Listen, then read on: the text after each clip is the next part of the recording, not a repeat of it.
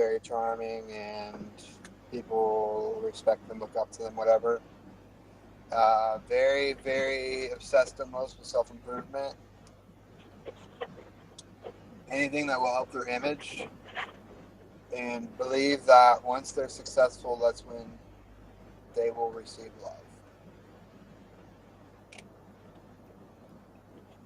But they find out that that's not really where it's at, and that the best thing they can do is give back.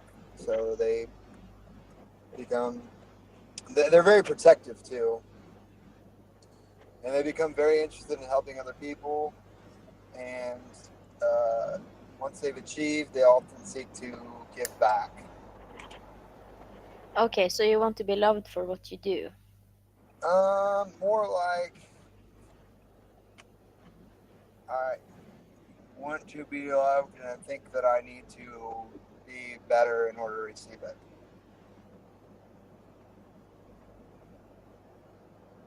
You need to be better to receive love. Yeah, Can the helping others part be a part of that? yeah. Well, Okay. and also helping others is how I experience love. I'm valuable to somebody. I impact somebody's life for the better, which is the one of the more appealing things that I could do in life, really.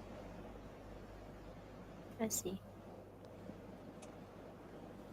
But in a not totally altruistic manner. Yeah, that's sort of, it's for your own sake. Not in, yeah, on one end, on the other end, no. It Yeah, but can't the entirely ultimate be goal. because I'd be aware of it, and therefore that would kill. Like at times, I think I'm a very bad three, and at times I think I'm a really well developed three because I'll do things for people that I never tell anybody about. What do you mean, like good things? Yeah, I'll do things. I'll do acts of kindness that I never tell anybody I did. Quite often. What's the purpose of that for you? Just To feeling good? yeah, and to also Enneagram threes see the good in the world. They like make it a point to give it to other people. Uh, so like I see the good in a lot of people, and I I cherish that to a degree. And also when I see people that nobody's doing anything good for, it looks like they haven't experienced any like love or kindness or whatever. Those are people I want to show that to, and not necessarily have to tell anybody about it.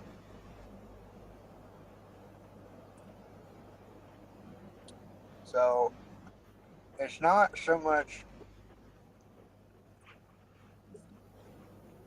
It's a little deeper than I find the Enneagram 3 description to be because it's not all about image. It's about who you are down to your core. And I want to be somebody that's made something in my life and that develops resources to be able to do what I want and to be able to. Yeah, but the image part, it could also be that you need to see it as a good thing also. So not just an image to I say others, but I'd say also that's more so. I'd say that's more so than other people seeing it, me seeing it. that makes sense. Because um, part of seeing good things in people is that it's really easy to forget the good in you when comparison.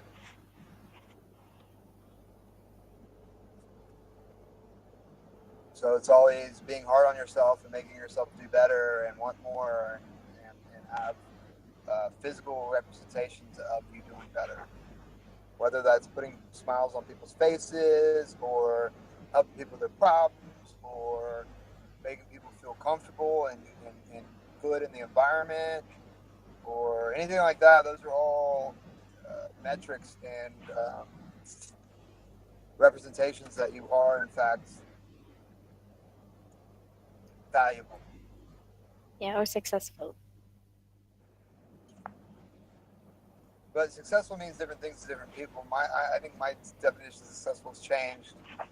I don't want to just be rich. I want to be rich, of course, but also have a really cool heart that like gives and loves and things like that.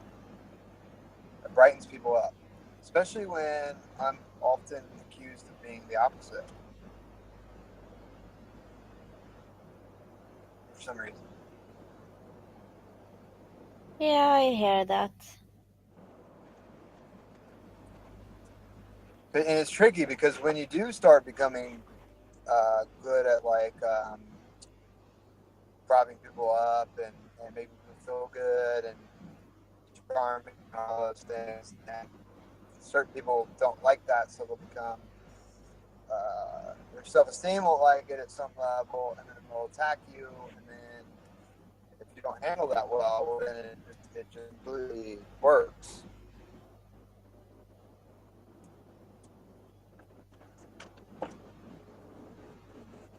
Does that make sense? Partially, but I have seen you end up in arguments. So it's not always just one-sided, if you know what I mean. No, definitely not. Definitely not. As far as me, that's Enneagram 3. As far as me goes, it's also just that I drink too much sometimes and let my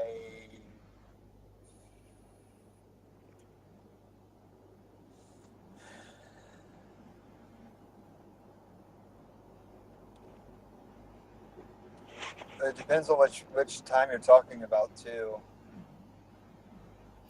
Oh, yeah, I don't even remember. It's like 3 weeks ago or something. It was like you and she and some other person. I don't even remember what it was about. Oh yeah, that was partially because my heart was broken and because there was a evil person lurking around who figured out people's deepest, darkest secrets. Like one person who had grown up with a family person being abused sexually and then attacking them for fearing that their kids will get raped or something. Like the most evil, disgusting things I had seen, and this person would get good at like recovering and making the people forget it all happened. And then when I had evidence of this and saw this happening, and immediately anytime I'd speak about it, people were like, "Oh no, oh Nick." That's when I don't have the constraint. It's like I'm gonna scream and yell and just shout till this is crazy. How can you not see this? I'm not. How am I being accused of fucking ridiculous shit when I'm the one that's just calling this shit out, and I don't know how nobody else sees this. And then slowly but surely, some of the people that were disagreeing all came to the same conclusion. They just didn't go as deep on it as I had. Yeah, I don't know the truth in all that. I wasn't here when it started, I think. But You probably never will. I think the reason why people do that is because there is some truth that there is a pattern around you. You tend to end up in the middle of stuff. Right.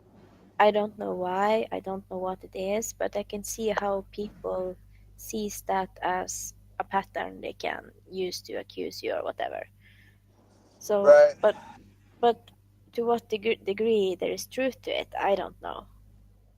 And honestly, I don't really care because I don't have any problems with you.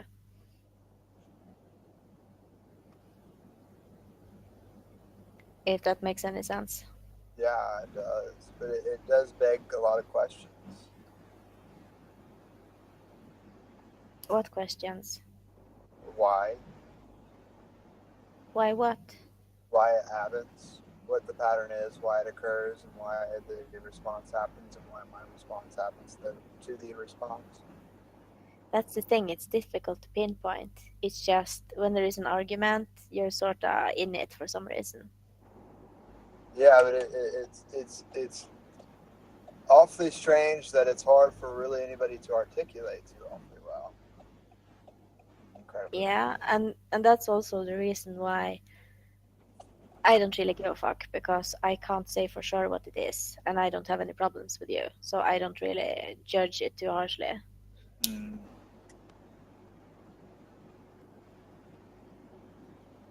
That's just my personal opinion, because I have no problems with you, Nick. I'm just curious about these things. Well, I appreciate that, and I'm curious too. Obviously. Uh,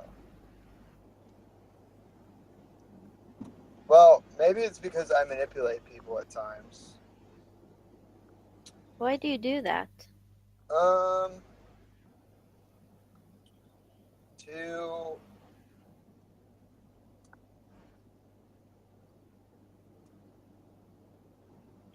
Because that's not a good pattern to have on yourself. it's not a what? If you manipulate someone and people notice it, that's how they will see you and assume that's the truth in more cases than what's real.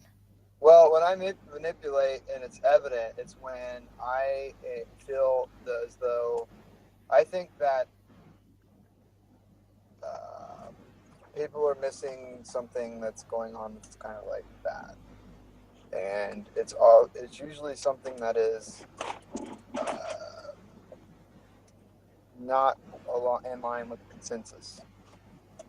And when I manipulate otherwise, it's to prop people up.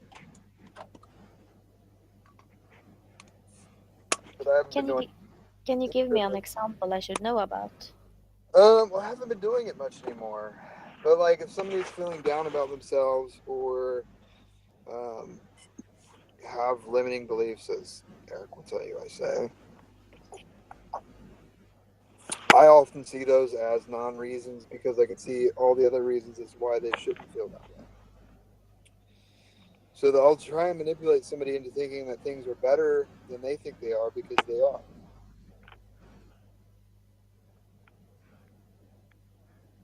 Or that somebody cares, or that they're capable of something, or that they have this that's good about them.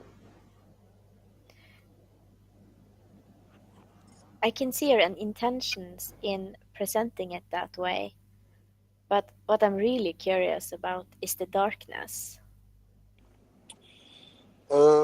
I There guess must the be some darkness would darkness. be that I'm trying to create positive change so I can see myself as valuable.